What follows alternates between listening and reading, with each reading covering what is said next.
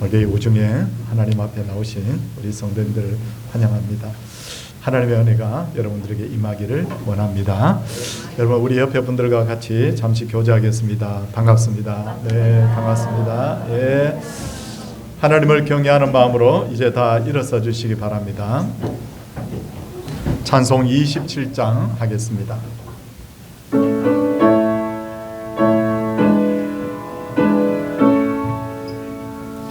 인하고 높은 보좌와 그 위에 앉으신 주 예수 얼굴 영광이 해같이 빛나네.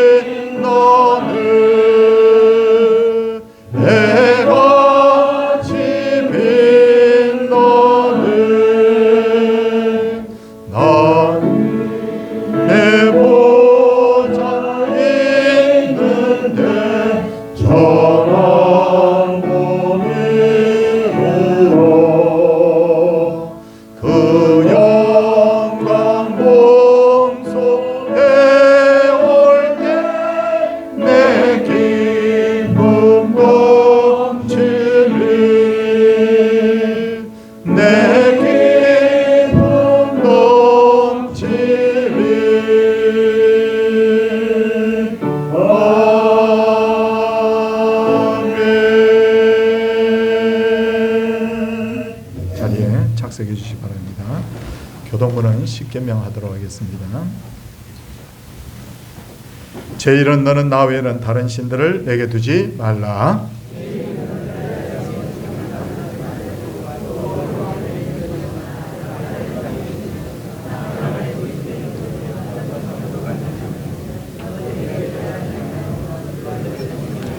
제3은 너는 내 하나님 여호와의 이름을 망령되게 부르지 말라.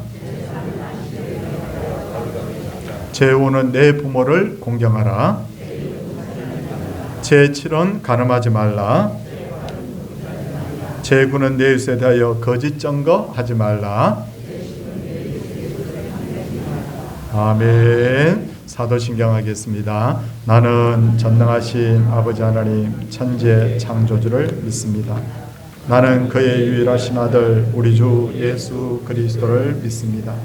그는 성령으로 잉태되어 동정녀 마리아에게서 나시고 본디오 빌라도에게 고난을 받아 십자가에 못 박혀 죽으시고 장사된 지 사흘 만에 죽은 자 가운데서 다시 살아나셨으며 하늘에 오르시어 전능하신 아버지 하나님 우편에 앉아 계시다가 거기로부터 살아있는 자와 죽은 자를 심판하러 오십니다.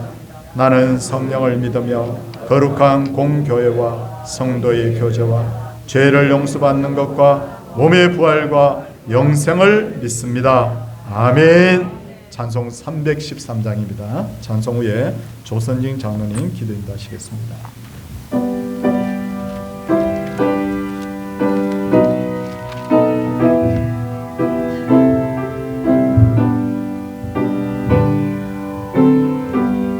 내 임금 예수 내 주여 이 죄인이 주님 앞에 한없는 은혜 받고서 내 생명 모두 드리오니 그 풍성하시는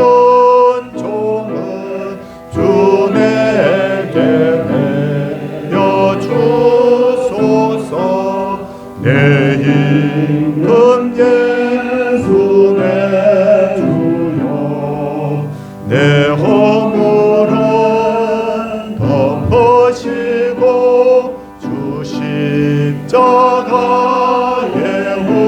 흘리신 그 피를 믿는 마음 보사 내 중한 죄를 참 평안한 마음 주소서. 내 임금 예수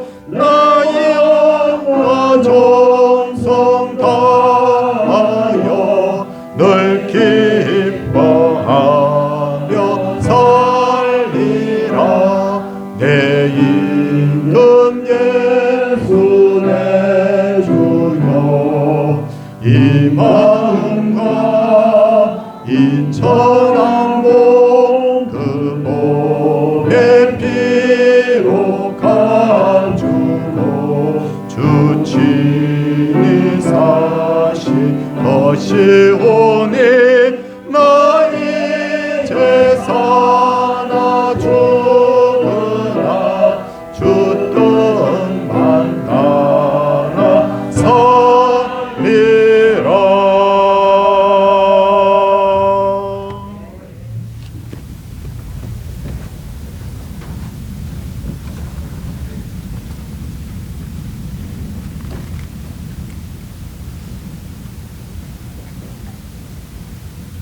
하나님이 세상을 이처럼 사랑하사 독생자를 주셨으니 이는 그를 믿는 자마다 멸망하지 않고 영생을 얻게 하신다고 말씀하신 하나님 아버지, 예수님을 세상에 보내주시고 저희 마음속에 예수님을 믿게 하여 주시고 십자가의 보혈의 피로 주님의 은혜로 죄사함 받고 부활의 소망과 천국 소망을 주신 하나님 아버지께 감사와 찬양과 영광을 올려드립니다.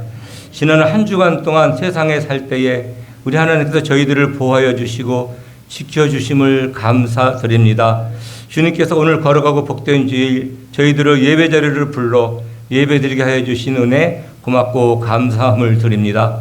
주님, 저희는 세상에 살면서 이 모양 저 모양으로 하나님의 말씀대로 살지 못하고 주님의 뜻보다는 내 생각을 앞세우고 내가 하는 잘못은 깨닫지 못하고 남의 잘못을 지적하고 정죄하고 미워하고 하였습니다. 또 저희 마음에 교만하고 거짓되고 불순종한 죄악들을 가지고 있는데 이러한 모든 것들을 우리 주님 이 시간에 회개하오니 저희들을 불쌍히 여겨주시고 용서하여 주시옵소서. 주님의 뜻이 있어 이곳에 서울 동산교회를 세워주시고 지금까지 지켜주시고 인도하여 주심을 감사드립니다. 서울 동산교회가 죽어가는 영혼을 살리는 구원의 방주 역할을 감당하는 교회, 빛과 소금의 역할을 감당하여 이웃과 지역사회에 하나님의 사랑과 복음을 전하는 교회, 서로를 섬기며 은혜가 넘치는 교회가 될 수 있도록 우리 하나님 인도하여 주시옵소서. 주님, 2025년도도 이제 3개월밖에 남지 않았습니다. 지난 9개월 동안 지켜주시고 인도하여 주심을 감사드립니다. 이제 남은 3개월 동안도 함께하여 주셔서 계획된 모든 목회 일정이 잘 진행되게 하여 주시옵시고 또 올해를 잘 마무리하고 또 내년을 정말 잘 준비할 수 있는 저희가 될 수 있도록 하나님 인도하여 주시옵소서.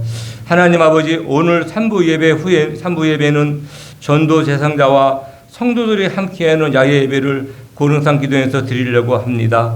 모든 일정 주님의 손에 맡깁니다. 가고 오는 길 사고 없이 안전하게 지켜주시고 함께하는 시간마다 기쁨과 즐거움이 넘치고 성도들이 사랑을 느끼고 화목한 은혜의 시간이 될 수 있도록 하나님 인도하여 주시옵소서. 지금 밖에 비가 오지만은 우리 하나님께서 날씨까지도 주장하여 주셔서 저희가 기도원에 도착하여서 행사를 진행하는 모든 시간 가운데서는 하나님께서 좋은 날씨를 허락하여 주셔서 저희가 정말 성도 간의 교제를 나누며 이 기본 기회를 통하여서 교회가 하나가 되고 교회가 부흥이 되는 그런 귀한 시간 될 수 있도록 하나님 인도하여 주시옵소서. 주님, 환우들을 위해 기도합니다. 환우들이 고통과 두려움 가운데 하나님의 손길을 기다리고 있습니다. 환우들의 부르짖는 기도를 들어주시고 환우들의 손을 잡아 주시옵소서. 위로하여 주시고 치유하여 주시옵소서. 아프고 병든 몸을 고쳐주시고 육체의 아픔뿐만 아니라 마음의 상처와 지친 영혼도 회복시켜 주시옵소서. 서울 동산교회 성도님들 가정을 위해 기도합니다. 성도님들의 가정에 주님의 은혜로 늘 건강케 하여 주시고 늘 평안하게 하여 주시옵시고 모든 본다가 형통할 수 있도록 우리 주님 인도하여 주시옵소서. 또 자녀들을 위해 기도합니다. 자녀들이 정말 모든 생활 가운데 어렵고 힘든 가운데 지내고 있지만은 주님과 늘 동행함으로 평탄한 길 걷게 하여 주시옵시고 주님이 늘 평탄한 길로 인하여서 앞길이 형통할 수 있도록 우리 하나님 인도하여 주시옵소서. 분야가 있는 우리 자녀들도 있고 또 해외에서 직장 생활하는 자녀들도 있고 여러 가지 출차 중인 성도님들도 계십니다. 모든 성도들을 하나님께서 붙들어 주시고 지켜 주시옵소서. 신철 장님 목사님과 네 분의 장로님들을 위해서 기도드립니다. 목사님과 장로님들에게 영광에게 강건함을 주시고 가정의 평안함과 생업의 복을 주시어서 맡겨진 직분을 잘 감당하게 하여 주시옵시고 교회를 잘 살피고 성도들을 잘 섬길 수 있는 그러한 귀한 은혜를 나리워 주시옵소서. 목사님께서 생명의 말씀을 전하실 때에 성령께서 함께하여 주셔서 말씀을 통하여 성도들이 영적으로 치유되는 시간이 되게 하여 주시옵시고 말씀을 통하여 예수님을 만나고 은혜 받는 시간 될 수 있도록 우리 주님 인도하여 주시옵소서. 할렐루야 찬양대가 기도하면 준비한 찬양을 온 성도들과 마음을 같이하여 하나님 아버지께 올려드립니다. 주님 기쁘게 받아 주시옵시고 영광으로 받아 주시옵소서. 부활력 생명 되신 예수 그리스도의 이름으로 기도드렸습니다. 아멘.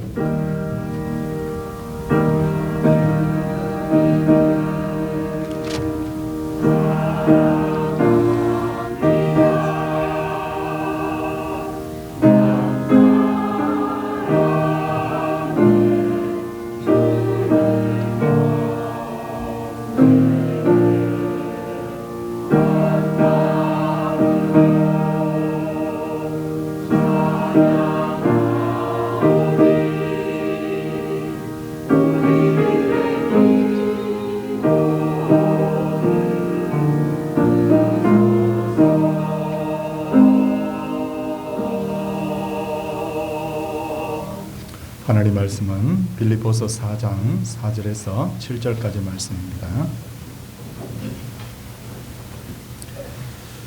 주 안에서 항상 기뻐하라. 내가 다시 말하노니 기뻐하라. 너희 관용을 모든 사람에게 알게 하라. 주께서 가까우시니라. 아무것도 염려하지 말고 다만 모든 일에 기도와 간구로 너희 구할 것을 감사함으로 하나님께 아뢰라. 그리하면 모든 지각에 뛰어난 하나님의 평강이 그리스도 예수 안에서 너희 마음과 생각을 지키시리라. 아멘. 할렐루야 찬양대 하나님을 찬양하도록 하겠습니다.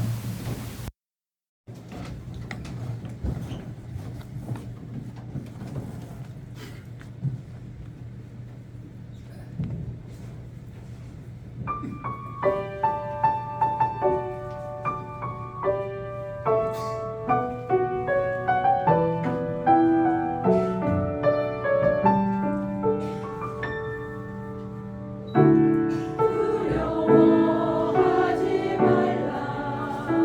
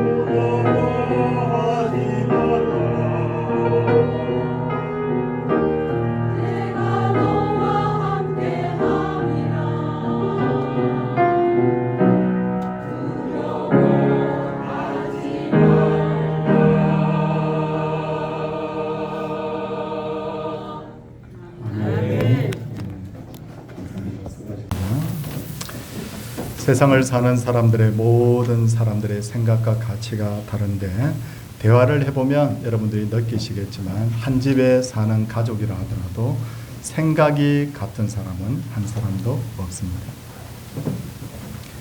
그러나 이 세상의 모든 사람들이 추구하는 공통된 욕망이 하나 있는데 그것은 모두 다 행복을 추구한다는 것이죠. 사람들이 돈을 벌고 출세하려고 하고 사람들로부터 인정받으려고 하는 그 이유는 바로 내가 행복하기 위해서라는 것이죠.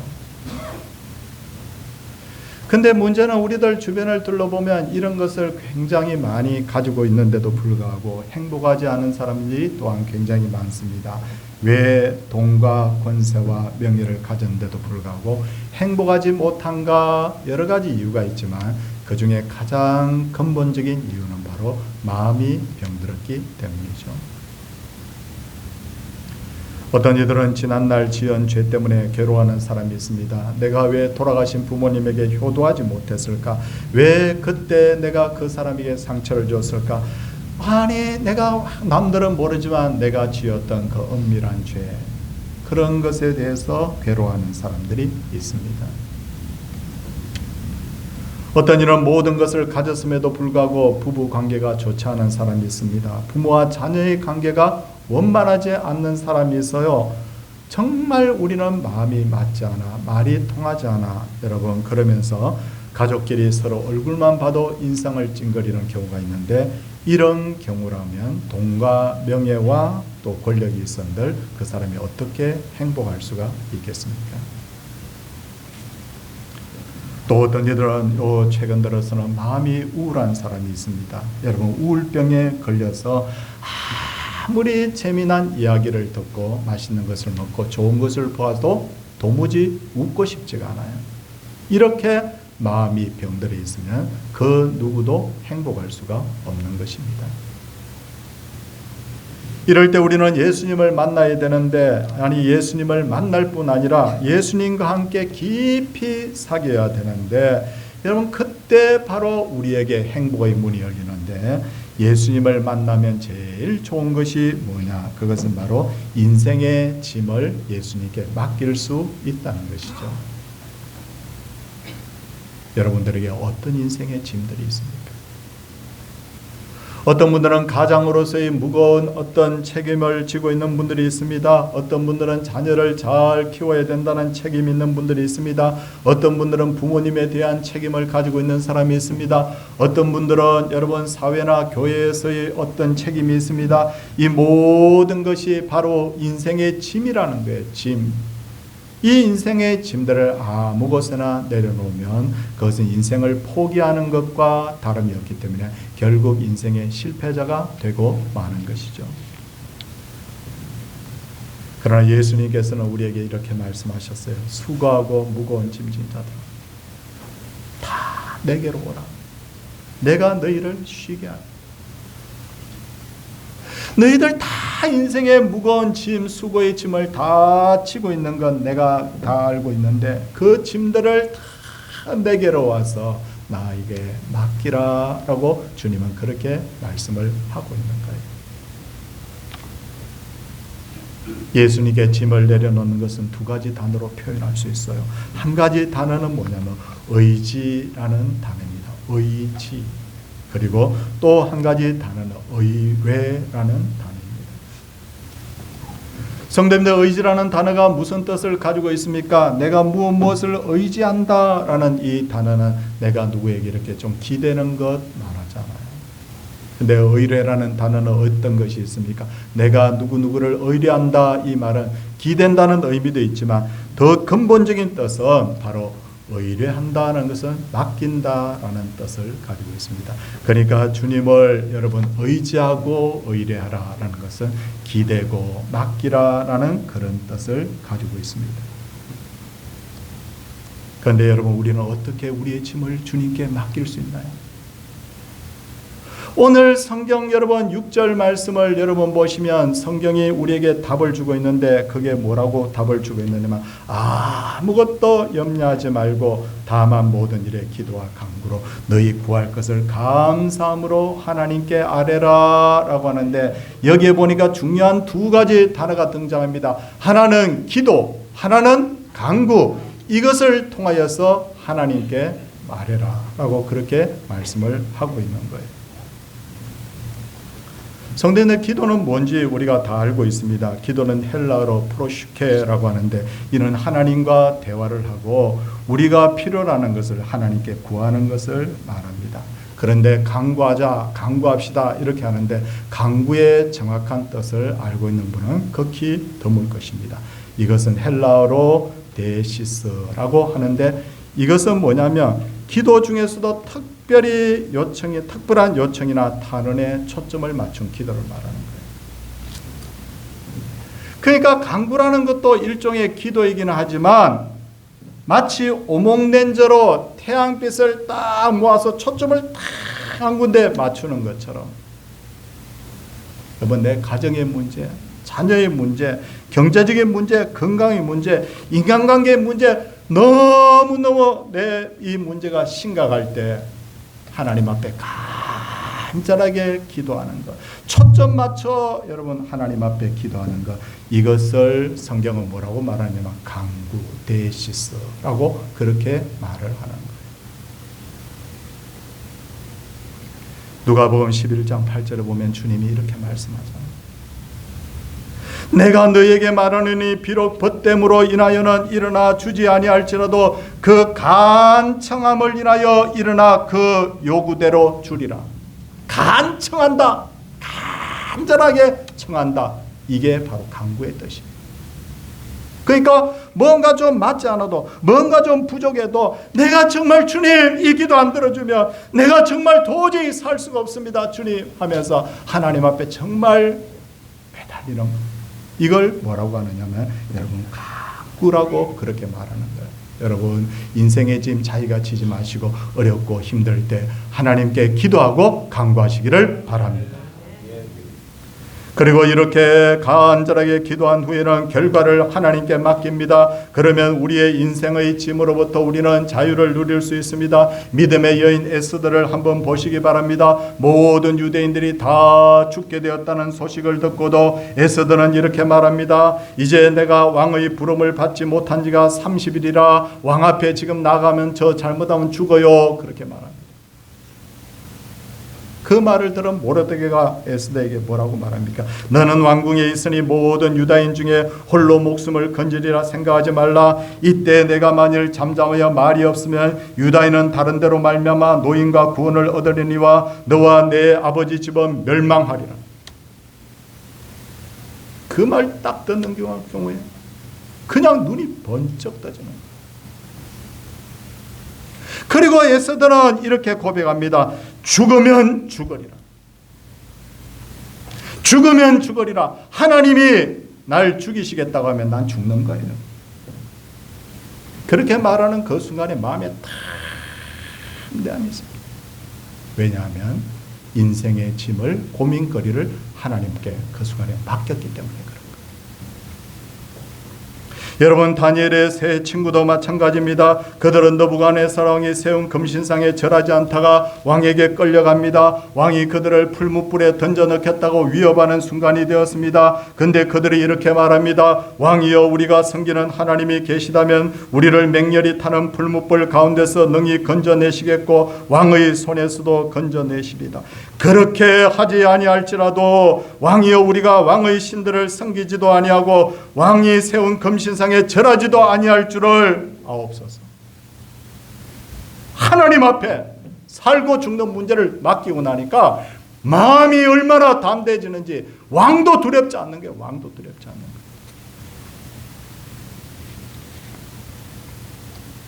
그런데 문제는 많은 기독교인들이 하나님을 믿는다고 하면서도 하나님께 맡기지를 못하는 거예요. 여러분, 내일이 무슨 일이 일어날지 모르겠다고 늘 걱정 가운데 삽니다. 심지어 여러분, 한 달 후에 일어날 일, 1년 후에 일어날까지도 전부 다 그렇게 걱정하니 사람이 불면증이 걸리는 거예요. 걱정한다고 해서 일어날 일이 안 일어날 것도 아닌데 걱정하니까 마음이 늘 무거운 짐을 지고 사는 거예요. 그게 바로 우리의 마음들이라는 거예요. 사도행전 16장을 보십시오. 바울과 실라가 복음 전하다가 감옥에 갇혔는데, 당시에는 복음 전하다가 감옥에 갇히면 죽는 거예요, 그냥.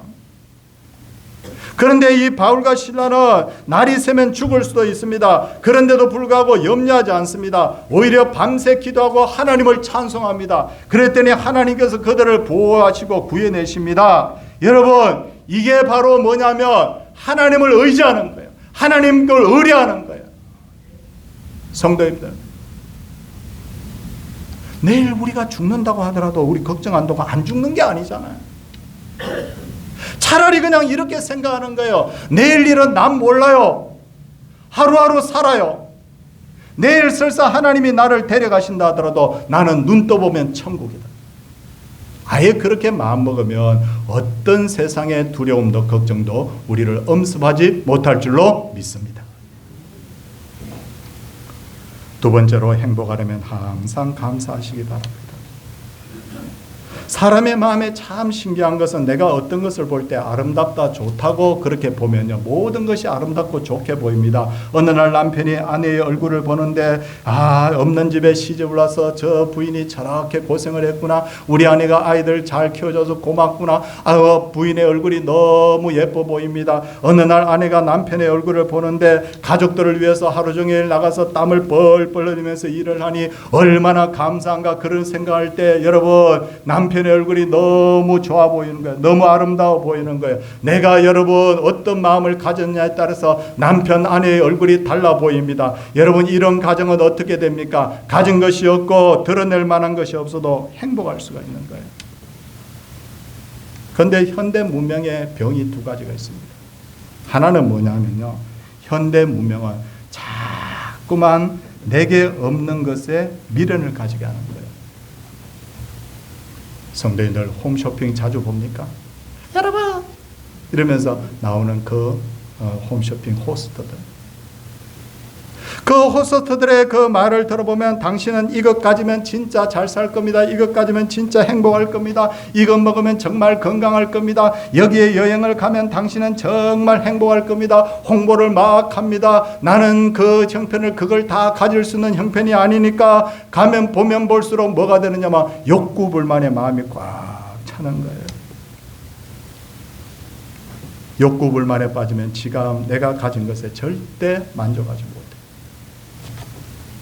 또 하나 현대 문명의 하나, 여러분, 이런 현대 문명의 여러분 이런 문제점은 뭡니까? 남과 끊임없이 비교한다는 겁니다. 여러분, 카톡을 보면 친구들이, 가까운 사람들이 어디에 갔다, 뭘 먹었다, 무엇을 샀다, 뭐 아름다운 사진들을 막 올립니다. 그러다 보니까 여러분, 그렇게 한참 그런 걸 보다 보니까 남편이 저녁에 퇴근을 해 보니까 남편 얼굴을 바라보는데 정말 공연히 그냥 기분이 나쁜 거예요. 남편이 오래간만에 동창회 갔는데, 동창회 가니까 동창 사람들이 야, 강남에 집을 샀는데 말이야, 옛날에 10억 주고 샀는데 30억이 됐느니 40억이 됐느니 그 이야기합니다. 아이들을 키웠는데 아이들이 좋은 대학에 들어가고 좋은 직장을 얻었다고 합니다. 여러분, 그래가지고 집에 돌아옵니다. 부인의 마중합니다. 어디 잘 다녀왔냐고. 그러는데 대뜸 하는 말이, 당신은 집에서 하는 일이 뭐냐고 그러는 거예요. 왜? 욕구불만과 비교 때문에 그런 거예요. 지난주에 제가 책을 하나 읽었는데 책에 이런 내용이 있더라고요. 어떤 젊은이가 가진 것도 없고 할 줄 아는 것도 없고 무엇을 해야 될지도 모르는, 그래서 불평의 글을 가지고 온라인에다가 올렸어요. 그래서 몇몇 사람들이 이 댓글을 쭉 이렇게 답니다. 뭐 어떻게 되는데, 한 분이 댓글을 달았는데 이런 내용으로 달았습니다. 저는 결혼도 했습니다. 저는 아이들도 다 키웠습니다. 저는 집도 있습니다. 살 만큼 재산도 있습니다. 이제 그런데 문제가 있습니다. 제가 나이가 많습니다. 그러면서 한마디 합니다. 당신이 원하신다면 당신의 젊음과 내가 가진 모든 것을 바꾸고 싶습니다. 여기 우리 장권사님 가진 거 전부 다 하고 20대 젊음하고 바꾸겠어요? 안 바꾸겠어요?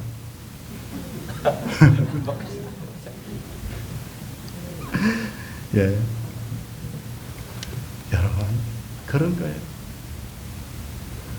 여러분 정말 여러분 아무리 사람이 뭐 가진 것이 많고 어떻다 하더라도요, 여러분 얼마나 그 젊음과 건강이라는 것이 얼마나 귀한데, 그런데 우리 젊은이들이 계속해서 막 불평을 하는 거예요. 근데 여러분 이게 뭐냐면 바로 마귀가 주는 마음이라는 거예요. 아시다시피 우리나라 경제적으로 진짜 잘 살잖아요. 5,000년 역사에 이렇게 잘 살았던 적 없잖아요. 근데 대한민국의 행복지수는 세계에서 거의 꼴찌. 우리나라보다 여러분 국민소득이 10분의 1, 20분의 1 이렇게밖에 안 되는 나라 선교지에 가봐도요, 그 사람들 웃으면서 I'm happy 막 행복하다고 막 그래. 진짜 행복하냐? 그런데 행복하대. 근데 우리나라 사람들은 뭘 제대로 못 얻어먹은 사람처럼 전부 다 이렇게 여러분 있습니다. 이게 왜 그러냐면 욕구 불만에 빠져서 남들하고 비교하기 좋으니까 아무리 좋은 것을 누려도 여러분 다른 사람하고 비교하면 행복할 수가 없는 거예요. 내가 가진 것에 만족하지 못하고 남과 비교하는 마음, 마귀가 주는 마음입니다. 마귀는 하나님께서 창조하신 가장 아름다운 천사였습니다. 이사야서 14장 12절을 보면 마귀의 이름이 나옵니다. 여러분 마귀의 이름이 뭐냐고 그러면 한결같이 하면 루시퍼라 그래요. 루시퍼란 말 들어보셨어요? 근데 성경 어디를 봐도 루시퍼란 말 없어요. 그건 누가 만든 말이죠? 이사야서 14장 12절에 보니까 이 마귀라는 존재에 대한 단어가 하나 나오는데 히브리어로 헤렐이라고 합니다. 이 뜻이 뭐냐면 빛나는 자다는데, 빛나는 자, 반짝반짝 빛이 난다. 그래서 이 빛나는 자라는 이 헤렐이라는 이 말을 라틴어로 번역하면서 루시퍼라는 단어로 바꾼 거예요. 그래서 성경에는 히브리어 성경을 보면 헤렐이라는 단어는 있지만 루시퍼라는 단어는 없어요. 그러니까 마귀의 이름을 굳이 말하라고 하면 헤렐이라고 하는 게 맞겠죠. 너무너무 아름다운 천사, 하나님 다음으로 능력 있는 존재. 그런데 이 헤렐이라는 이 마귀가 자기가 가진 것에 만족하지 못하고 하나님과 비교하는 거예요. 내가 저 뭇별 위에 앉고 하나님의 보좌에 내가 한번 앉아보겠다고. 그래서 하나님께 도전하다가 땅으로 쫓겨나게 되는 거예요. 세상에 비교하는 만큼 사람을 불행하게 하는 것이 없습니다. 세상을 다 가져도 비교하면 절대로 만족할 수 없습니다. 하나님께서는 아담과 하와에게 에덴 동산 전부를 다 맡겼습니다. 세상이 자기 것입니다. 그런데도 불구하고 하나님처럼 되려고 여러분 선악의 열매를 먹었고 그것 때문에 에덴 동산에서 쫓겨났잖아요. 이게 마귀가 하는 짓이라는 거예요. 우리가 정말로 행복하려면 하나님께 받은 복을 세워볼 줄 알아야 돼요. 여기 있는 우리 장로님들, 권사님들, 집사님들 중에 연세 높으신 분들 6.25 전쟁에서 살아남았잖아요. 하나님의 은혜가 아니면 포탄이 내 머리에 떨어졌을 텐데 그 험난하고 힘든 60, 70년대를 살아냈잖아요. 그 어려운 중에 가정을 이루었잖아요. 가족들이 지금까지 건강하잖아요. 믿음의 가정을 이루었잖아요. 오늘 이 거룩하고 복된 주일날 여러분 이 자리에 와서 하나님께 예배하는 것 자체가 하나님의 은혜예요. 우리가 그걸 세워보지 않으니까 마음에 감사한 마음이 없는 거예요. 제가 이렇게 말씀드리면 어떤 분들은 저한테 이렇게 반문을 할지도 몰라요. 목사님, 나는 지금 몸이 아파서 죽을 지경인데 무슨 그렇게 감사하는 말입니까? 저도 그런 생각이 들었던 사람 중에 한 사람이에요. 그런데 가만히 기도하면서 생각해 보니까 내가 건강하게 살았던 세월이 아팠던 세월보다 훨씬 길어요. 그 그걸 세워보니 하나님 감사합니다. 그걸 복을 세워보면 전부 다 감사거리인데 세워보지 않으니, 생각하지 않으니 여러분 감사가 없는 거예요. 감사는 조건이 아니라 마음입니다. 다니엘은 바벨론의 포로로 잡혀간 사람이었습니다. 하루는 바벨론 왕이 앞으로 30일 동안에는 왕위에 어떤 신에게든지 기도하면 사자굴에 던져 넣겠다고 합니다. 근데 그 말을 들은 다니엘 집으로 돌아옵니다. 집에 창문 활짝 열어놓고요. 어떻게 합니까? 하나님 앞에 기도하는데 성경을 보니까 어떻게 기도했다면 감사함으로 하나님 앞에 기도했다. 왜 감사함으로 기도했을까? 생각해 봤습니다. 평생을 하나님의 사랑을 받으면서 지금까지 살아온 것 감사.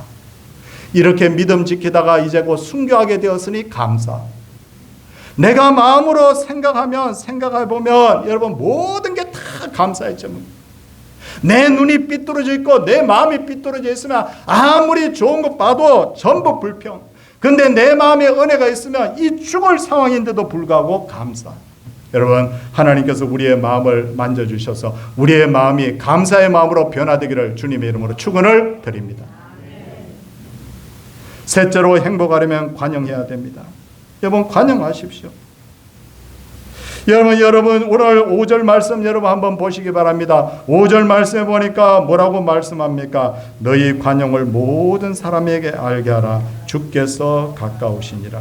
관용은 남을 너그럽게 용서하는 것을 말합니다. 혹시 여러분 미움 받아본 적 있어요? 미움 받으면 정말 괴롭거든요. 근데 미움 받는 사람만 괴로운 것이 아니라 미워하는 사람도 괴로워. 그래서 옛말에 무슨 말이 있냐면 매를 맞은 사람은 어떻게 잔다고요? 다리를 쭉 뻗고 자고, 때린 사람은 어떻게 한다고요? 발을 오므리고 잔다고. 왜? 그것은 뭐냐면 남을 미워하는 것도 여러분 굉장히 피곤하다는 거예요. 사울을 보면 다윗을 죽이고 싶을 도록 미워합니다. 다윗이 잘못이 없다는 것을 아는데도 미워한 이유는 시기심 때문이에요. 또 하나는 자신의 왕위를 위협할 수 있다는 이유 때문에 미워한 겁니다. 그런데 성경을 가만히 보니까 미움받는 다윗은 하나님을 찬송하고 노래하고 다니는데 미워했던 사울은 나중에 미쳐가지고 돌아다니잖아요. 성경을 읽다 보면 요셉이 형들을 다 용서해 줍니다. 우리가 생각할 때 여러분 형들이 요셉을 애굽에 팔았잖아요. 그것 때문에 애굽에 와서 정말 얼마나 고생을 많이 했어요. 얼마나 13년 동안 여러분 고생했습니다. 노예생활 11년, 감옥생활 2년 이상 했죠. 성도님들, 신상필벌. 형들을 만났을 때 총리가 된 요셉이 그냥 형들에게 벌을 줘야 되는데도 불구하고 왜 형들을 그냥 용서해 줬는가? 성경은 그 이유를 설명하고 있습니다. 한 가지는 뭐냐면 하나님의 섭리를 믿었기 때문에. 당신들이 나를 이곳에 보낸 것이 아니라 누가 이곳에 보냈다고요? 하나님 보냈다고. 또 한 가지는 짐작합니다. 그것은 바로 미움이라는 감옥에 자기를 가두지 않게 하기 위해서. 그런데도 여러분 한 가지 또 질문이 있습니다. 용서해야 되는데, 사랑해야 되는데 정말 미운 원수가 있으면 어떻게 하면 좋을까요? 우리 성경 한번 찾아보겠습니다. 로마서 12장 19절 같이 한번 찾아보겠습니다. 너무너무 미워. 용서하고 싶은 마음이 없어. 도저히 미워서 견딜 수 없어. 로마서 12장 19절 우리 성경을 한번 찾고 같이 한번 읽도록 하겠습니다. 로마서 12장 19절 다 찾으셨습니까? 예. 앞에 떴습니다. 자막을 보고 같이 한번 읽겠습니다. 내 사랑하는 자들아, 너희가 친히 원수를 갚지 말고 하나님의 진노하심에 맡기라. 기록되었으되 원수 갚는 것이 내게 있으니 내가 갚으리라고 주께서 말씀하시느니라. 너희가 친히 원수를 갚지 말고 누구에게 맡기라고요? 하나님께 맡기라는 거예요. 다윗은 원수 사울이 자기를 죽이려고 하는데도 불구하고 하나님께 맡겼어요. 2번이나 복수할 기회가 있는데도 불구하고 그에게 손대지 않았습니다. 하나님께 맡겼습니다. 그러자 때가 되었습니다. 하나님께서 사울의 집안에 재앙을 내리시는데 사울이 아끼던 아들들과 함께 전쟁터에 참전했다가 그 아들들과 함께 전부 다 죽습니다. 집안이 풍비박산이 나버립니다. 사울의 남은 아들 중에 하나는 암살당합니다. 여러분, 사울의 남은 손주 중에 하나는 나중에 장애자가 되어서 살게 되는 거예요. 왜냐하면 하나님께서 갚아주신다는 거예요. 관용은 예수님의 은혜를 깨달으면 쉬워집니다. 나 같은 죄인을 용서하시고 하나님의 자녀 되게 하신 예수님의 은혜를 생각하면 우리도 남을 관용할 수가 있다는 거예요. 마태복음 18장 말씀을 잠시 드리겠습니다. 임금이 10,000달란트 빚진 자를 용서해 주고 석방해 주었습니다. 10,000달란트 받은 자 집으로 돌아가다가 자기에게 100다네리온 빚진 자를 만나게 됩니다. 그때 어떻게 합니까? 멱살을 잡고는 그를 감옥으로 끌어넣으면서 갚으라고 합니다. 용서해달라고 하니까 용서 안 되는 거예요. 나중에 시간 좀 달라고 하니까 시간도 안 주겠다는 거예요. 임금이 그 말을 듣고 10,000달란트 빚진 자 다시 불러들여가지고 다 갚을 때까지 감옥에 가두었습니다. 왜? 이 내용이 무엇을 의미하냐면 하나님의 은혜를 모르고 다른 이들에게 관용 베풀지 못하는 자에게 주시는 경고라는 거예요.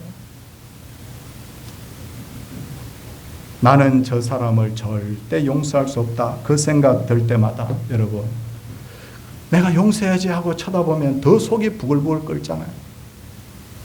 그 사람 바라볼수록 내가 더 스트레스 받잖아요. 그럴 때 용서할 수 있는 하나 좋은 방법이 있는데, 그럴 때 여러분 주님을 바라보시기를 바랍니다. 그래서 이렇게 기도하는 거예요. 주님, 저는 저 사람을 도저히 용서할 수 없지만 예수님 때문에 저는 저 사람 용서하겠습니다. 이렇게 하면 하나님이 얼마나 기뻐하시겠냐는 거예요. 그런 사람은 반드시 마지막 날에 하나님으로부터 큰 상을 받게 될 줄로 믿습니다. 사랑하는 성도님들, 이 세상의 모든 사람은 다 행복하기를 원하죠. 그런데 세상 사람들의 행복은 전부 다 외적인 것에 있다고 생각합니다. 외부에서 찾습니다. 야, 돈을 더 많이 벌면 행복할 거야. 출세하면 더 행복할 거야. 아이들이 더 좋은 대학에 들어가면 행복할 거야.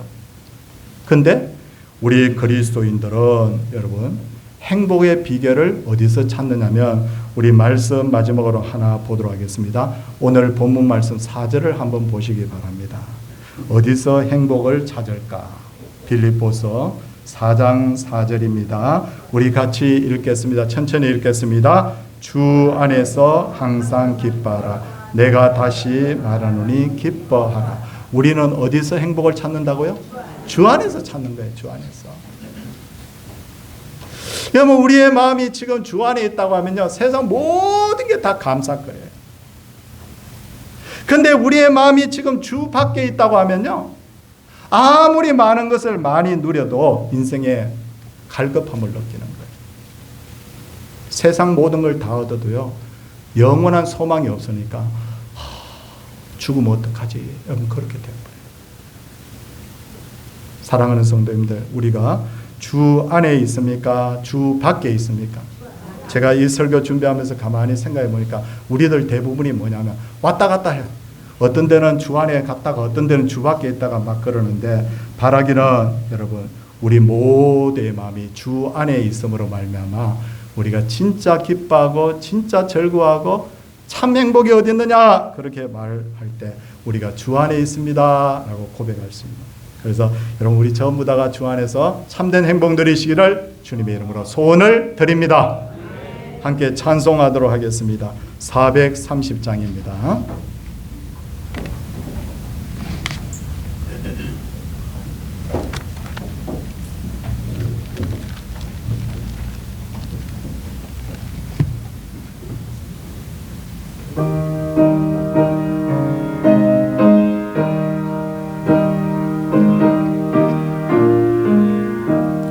주와 같이 길 가는 것 즐거운 일 아닌가.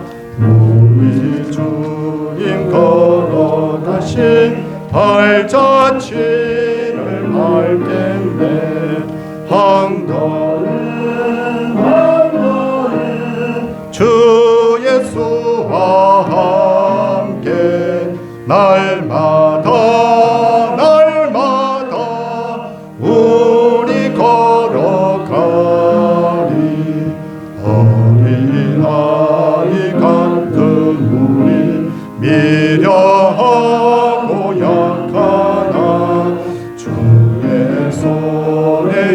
이끌리어 생명길로 가겠네. 한 걸음 한 걸음 주 예수와 함께 날마다 날마다 우리 걸어가리.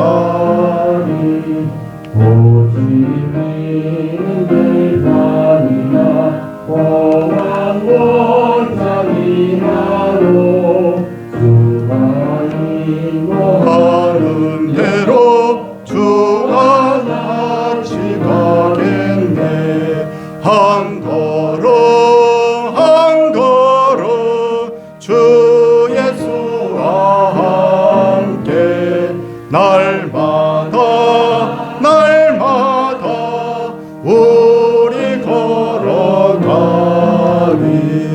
옛 선지자의 못같이 우리 들고 천국에 들려 올라갈 때까지 주와 같이 걷겠네.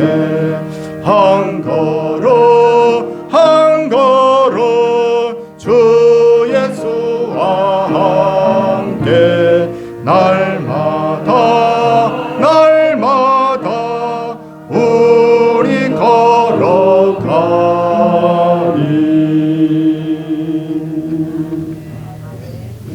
주님과 동행하는 삶으로 인도하옵소서. 하나님 아버지, 지금 건강과 어머니의 건강, 지준 건강과 어머니 건강을 지켜주심을 감사드립니다. 네. 그렇게 했고요. 모든 일을 형통케 해주신 아버지께 감사드립니다. 언제나 저의 앞길을 인도하시는 주님 감사합니다. 하나님 아버지, 범사에 감사합니다. 하나님 모든 범사에 감사드립니다. 생일 감사합니다. 하나님 앞에 귀한 눈물 이렇게 드렸습니다. 기도하도록 하겠습니다. 하나님 아버지, 스트레스가 굉장히 많고 또 고난이 많고 심지어 병까지 얻어서 이렇게 힘들어하는 성도들이 여러분 계십니다. 가만히 생각해 보면 우리의 상황이 정말 하나님 한숨이고 눈물이고 고난이고 하나님 불평일 수밖에 없는데, 그런데도 불구하고 오늘 이 말씀을 들으니 우리가 진짜 행복하기 위해서는 내 마음이 바뀌어야 된다는 것, 내 마음이 주님 안에 있어야 된다는 것을 새롭게 주님 깨닫게 됩니다. 나의 지금 마음의 처소가 어디 있는지 주님 바로 알게 하여 주시고, 그래서 내가 형통하든지 고난이 오든지 병들었든지 어떤 순간에도 내 마음이 주님 안에 있으므로 주 안에서 기뻐하고 또 기뻐하는 그런 성도가 될 수 있도록 은혜 베풀어 주시옵소서. 세상을 다 가져도 예수 없으면 주님 이 세상에 영원한 소망은 없는 줄 압니다. 예수 없으면 우리의 삶이 결국 지옥으로 떨어질 수밖에 없는 삶인데, 예수님 때문에 우리가 구원을 받고 예수님 때문에 하나님의 자녀가 되고 예수님 때문에 천국을 소유하여 싸우니 우리가 이 비밀을 깨닫고 마음껏 기뻐하고 감사할 수 있는 그런 우리의 인생 되도록 주여 우리의 마음을 주장하여 주시옵소서. 치료하여 주시옵소서. 새롭게 하여 주시옵소서. 그 가운데서 몸에서 병이 떠나가게 하여 주시옵시고 고난이 물러가게 하여 주시옵시고, 마귀는 우리에게 하나님 재앙을 주었지만 그러나 그 재앙이 복으로 화해지는 그런 놀라운 역사가 있게 하여 주시옵소서. 근심하고 걱정함으로 아무것도 인생을 변화시킬 수 없는 것이 우리의 한계입니다. 이럴 때 주님께 우리의 무거운 짐을 의지하고 의뢰하게 하여 주시옵소서. 하나님께 아버지 하나님 기대고 하나님께 맡기게 하여 주시옵소서. 기도하고 간구하게 하여 주시옵소서.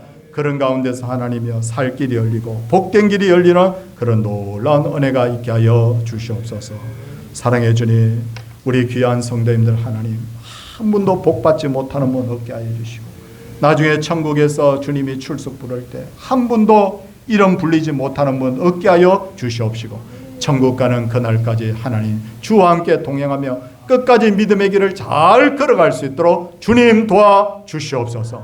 사랑의 주님, 이로 말미암아 우리의 가정에 이 땅에서도 행복이 임하게 하여 주시옵시고, 우리 교회가 아버지 하나님 놀라운 기쁨의 교회가 되게 하여 주시옵시고, 하나님 안에서 새로운 분들이 많이 와서 뿌리를 내리고, 그래서 교회가 날마다 부흥성장하는 그런 아름다운 교회가 되게 하여 주시옵소서.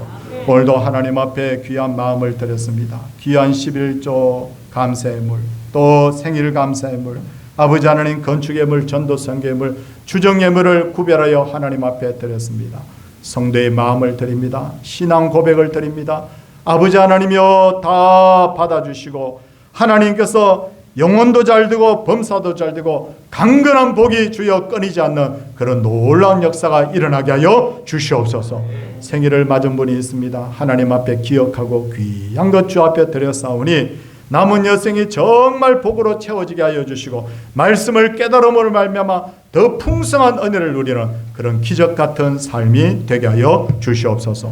오늘 이 자리에 미참한 분들이 있습니다. 하나님 다음 주에는 꼭 이 자리를 기억하고 다 이 자리에 나와서 하나님께 예배하며 하나님이 주시는 그 놀라운 영의 양식을 먹으며 하나님 앞에 찬송하고 기도함으로 인생이 변화되는 기적을 맛보게 하여 주시옵소서. 오늘 오후 시간에 하나님 일정을 하나님께 특별히 주장하여 주시옵시고, 하나님 앞에 기도한 대로 될 줄 믿습니다. 그래서 우리가 마음껏 주 앞에 예배하고 찬송하고 기도하고 교제할 때 하나님의 영광이 우리와 함께하는 그런 귀한 시간으로 채워지게 하여 주옵소서. 오늘 모든 일정도 교회가 평강과 감사함으로 누리기를 원하옵고 예수님 이름으로 기도드리옵나이다. 아멘. 자리에서 일어서셔서 595장 찬송하겠습니다.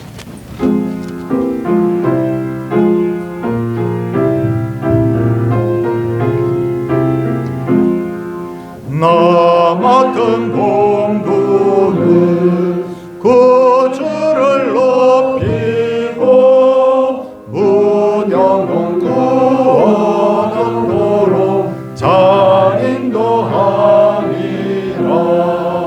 나 항상 깨어서 늘 기도드리며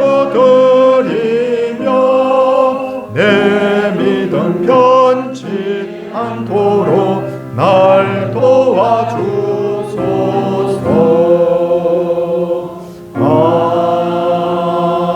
아멘. 주 예수 그리스도의 은혜와 하나님의 크신 사랑과 성령님의 감화 교통하심의 역사가 늘 주 안에 있음으로 말미암아 어떤 상황 속에서도 감사하며 어떤 상황 속에서도 참 즐거움을 누리기로 원합니다. 하나님의 사람들 위해, 그 자녀들 위해, 가정 위해, 생업 위해, 이 교회 위해, 열방의 모든 형제들 위해 이제로부터 영원토록 함께 있을지어다. 아멘.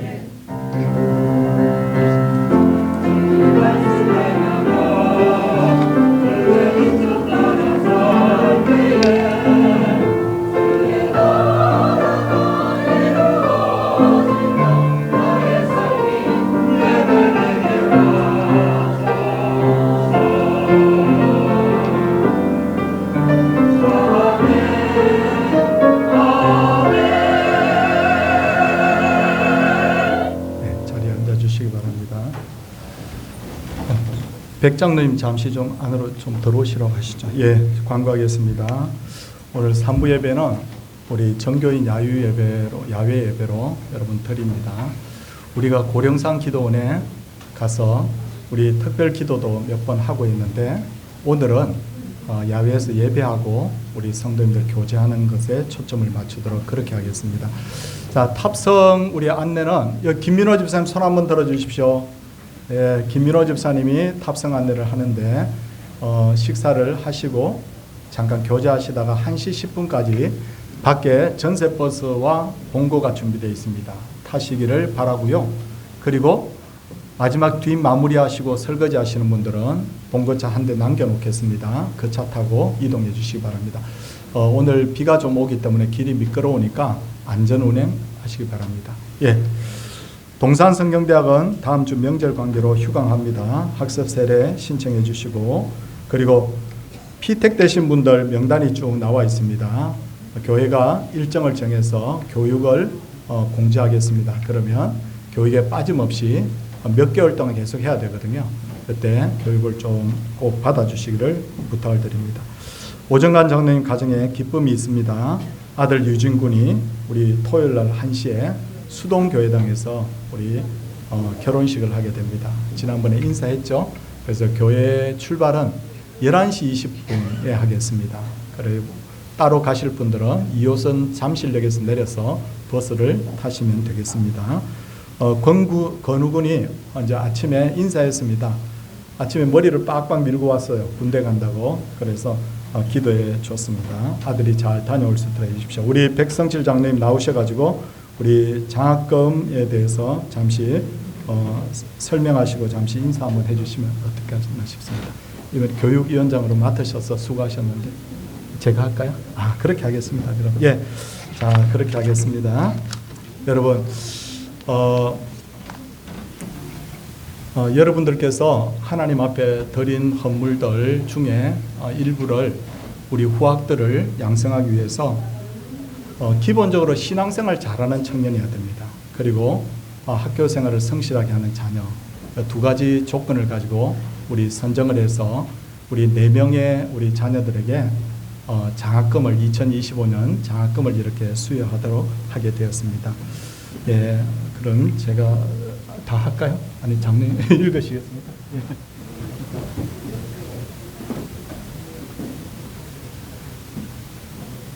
밑에 마이크 좀 켜주세요.